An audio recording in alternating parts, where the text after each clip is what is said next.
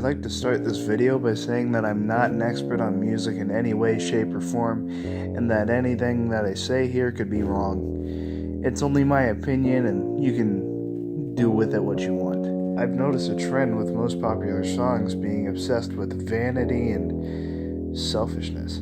I've even found plenty of metal songs and bands that have better and more positive messages. I'm gonna pull up 2 excerpts from songs, one of them from the current 100 top songs list as of today, and the other from a metal band.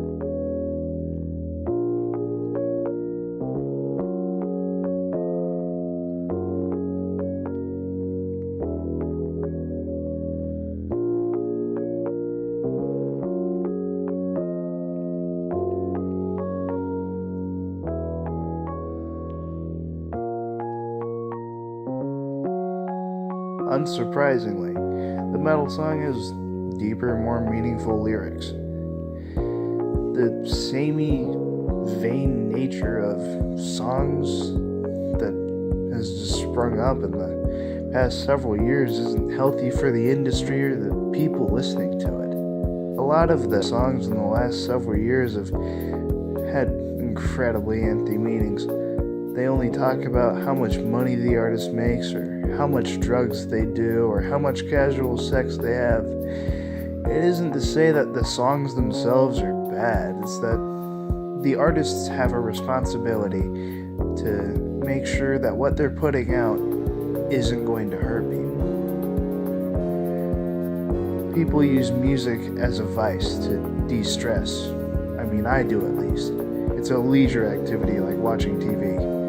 Many people, especially younger, from the ages of like 12 to 29, can aspire to be like the artists and force themselves to copy their mannerisms or their attitudes. It's just not healthy. They can end up being superficial and devoid of any sort of happiness outside of material things.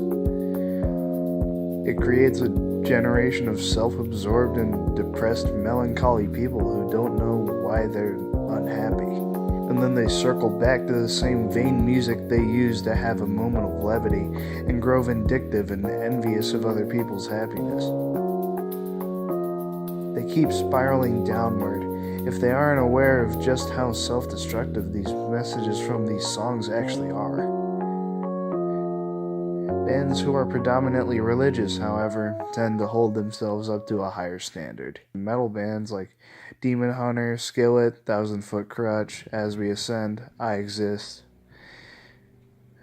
There's one metal band called Memphis May Fire that made a song called Carry On.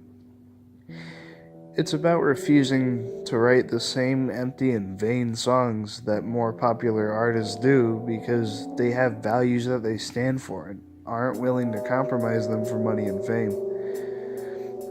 Woven War has songs like World on Fire and Compass that talk about doing everything you can with whatever hand you're dealt and dealing with your problems instead of wallowing in them.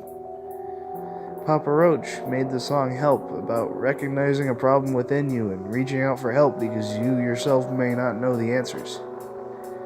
The thing is that the most popular superficial songs aren't on the top 100 list because the artists pay to put them there.